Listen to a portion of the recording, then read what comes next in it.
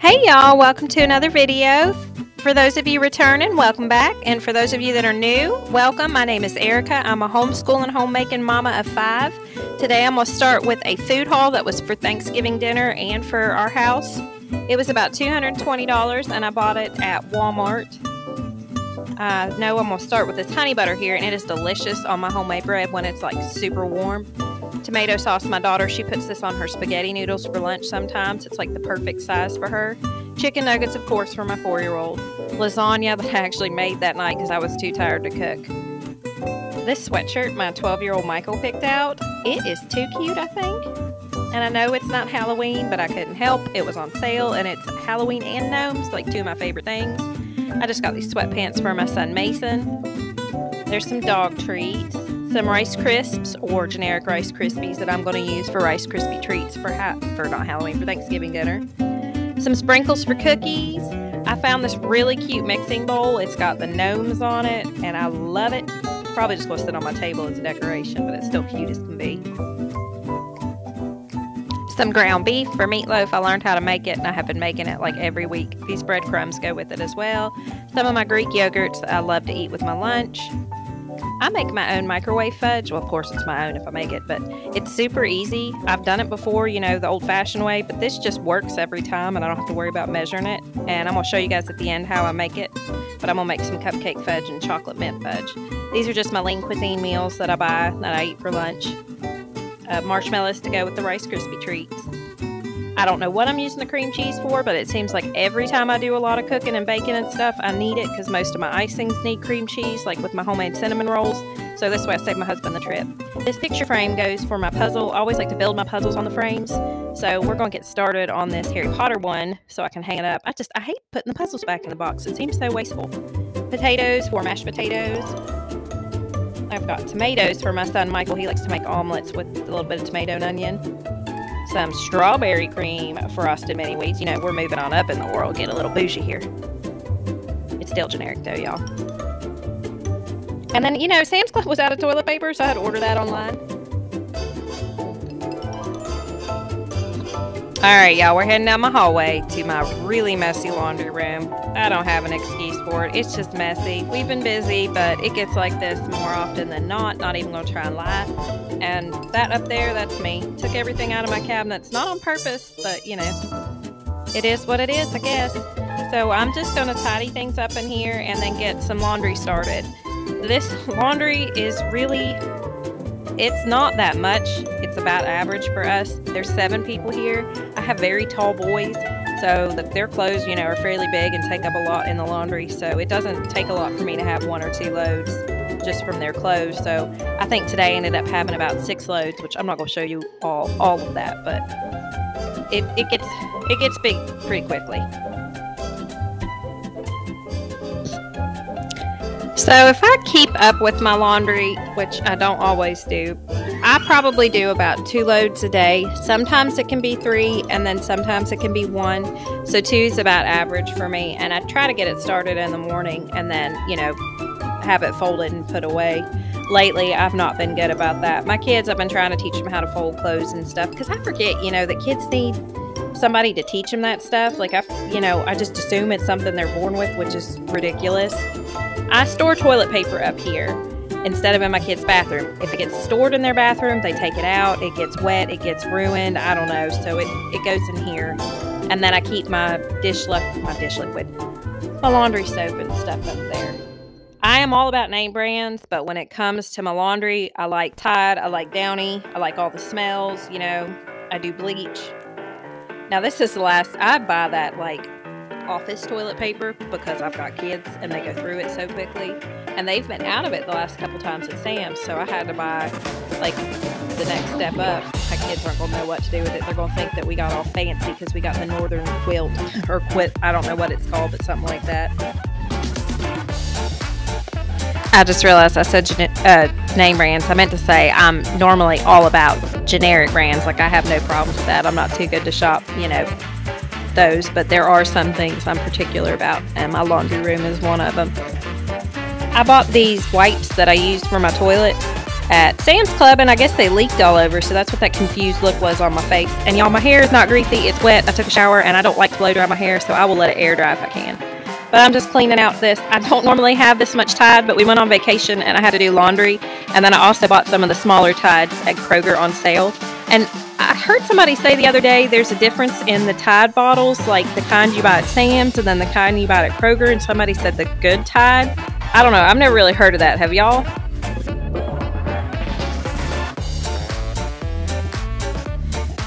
I clean the top of this off a lot more than it looks. It just gets so dirty with the lint and from the trap and stuff. But I probably obviously need to clean it maybe every time I go in there, but I just clean it about once a week, and it is crazy the amount of lint that, just kept coming and coming and coming. I don't know where it was from. Well, it was probably from the lint trap, and I should have cleaned that first.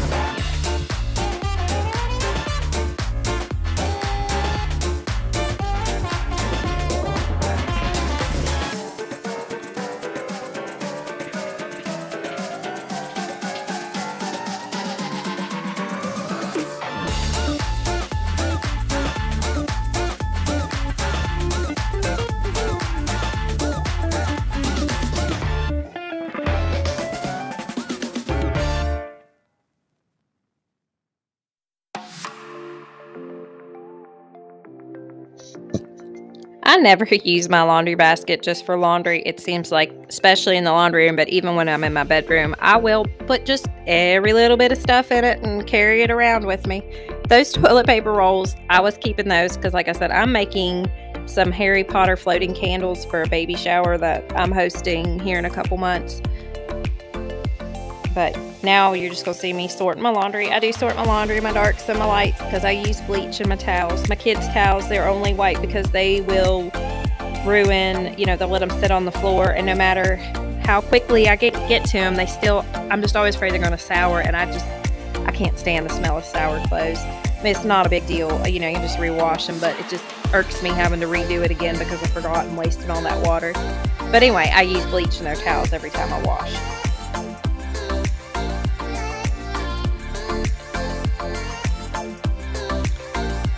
It always surprises me how dirty the floor in my laundry room gets, and especially the bottom of my laundry baskets. Like when I pull my clean clothes out, there's always stuff at the bottom, and I'm like, didn't I just clean this? Kind of like, I guess, when you clean your dishwasher and there's stuff at the bottom.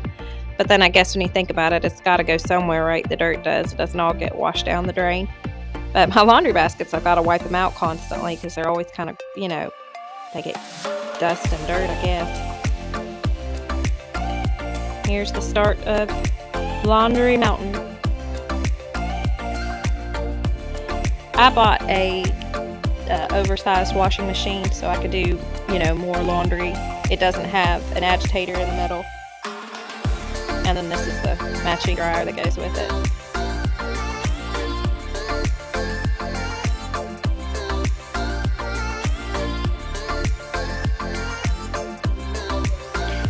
I am a fairly absent-minded person, but for whatever reason, I usually remember to clean the lint trap, maybe because it's kind of satisfying to pull, the lint off the trap. And then eventually, over the course of a long day, my laundry pile diminished.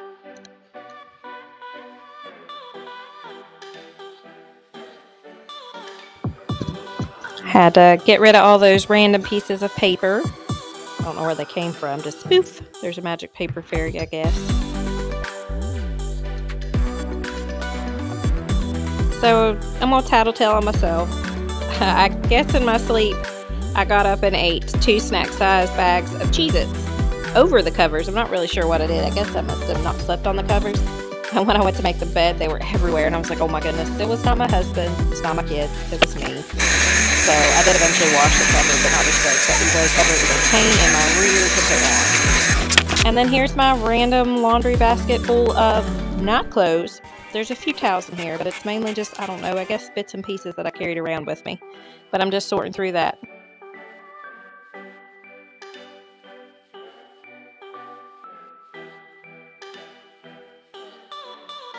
Yes, that was a water bottle full of water. Not sure how it got in there, why it was in there, but it was in there. Do y'all have a random pile of stuff when you're done? Oh, here's laundry basket number 1.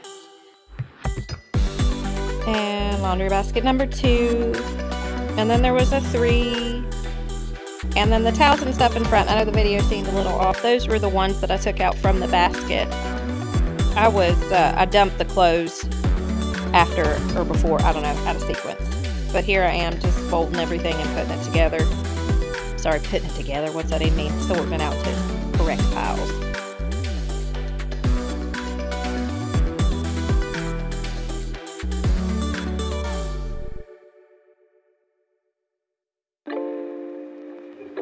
So I need to correct myself. I actually did 5 loads of laundry this day. There is another load, or was another load of towels in the dryer that I didn't bother folding on camera.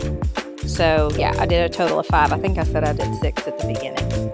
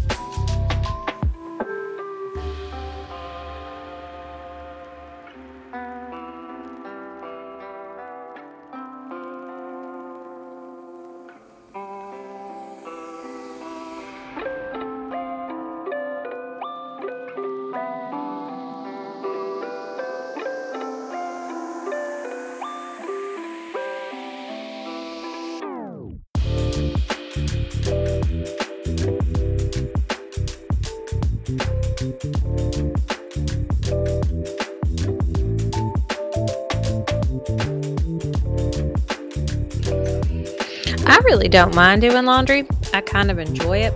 The only thing I don't like about it, which is obviously putting it up, but I don't really know if there's anybody that likes putting up laundry, is the inevitable pile that you're going to have at the end that's like 2 or 3 socks in your neighbor's yo-yo. Like, you don't understand where the missing socks are and, you know, the other stuff came from. It seems like, though, with all of my stuff, I have to treat myself like a kid, like my household chores, and, you know, I have to trick myself, even though I know that's what I'm doing and I'm well aware of it. But if I do laundry, I throw it on my bed because I know that I will have to fold it and put it away before I go to bed. And I know what I'm doing, so it's not like I'm surprising myself, but anyway, I have to do little things like that to myself all day to get everything done. I'll even do stuff like that with the dishes. I'll be like, all right, Erica, well, you can go sit down and watch an episode of this after you've done all your dishes and swept your floor or anything like that. Like I tell my kids to, y'all can watch TV after you've made your bed and done all this. So I am probably my biggest child.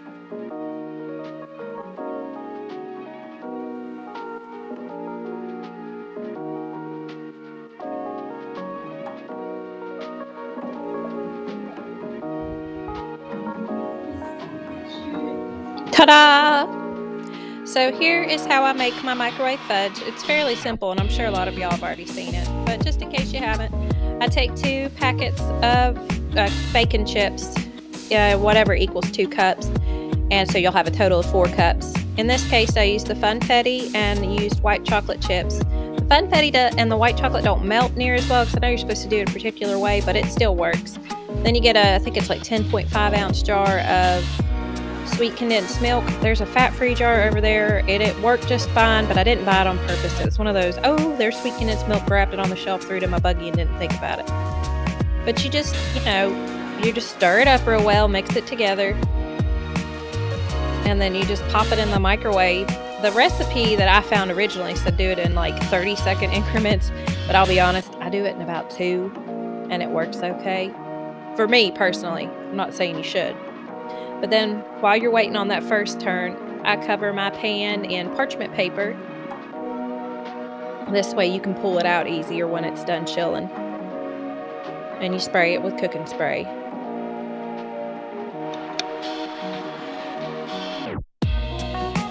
So you take it out of the microwave and you stir it real well, then you put it back in there. You just have to figure out how quickly your microwave does it.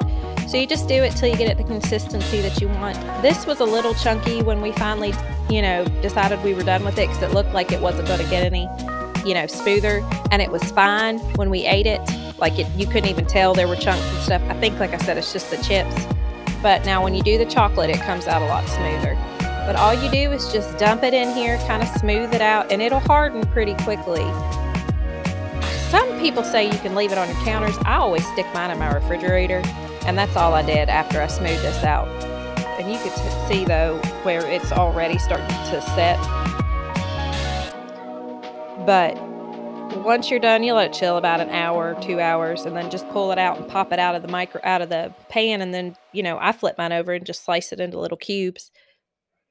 And that's your final product. That's my birthday cake fudge. And this is my chocolate mint fudge. I did the exact same thing with Andes mints and dark chocolate bacon chips. Well, thank y'all so much. I'd love it if you liked and subscribed and joined my YouTube family. Y'all have a blessed one. Look here, I am done.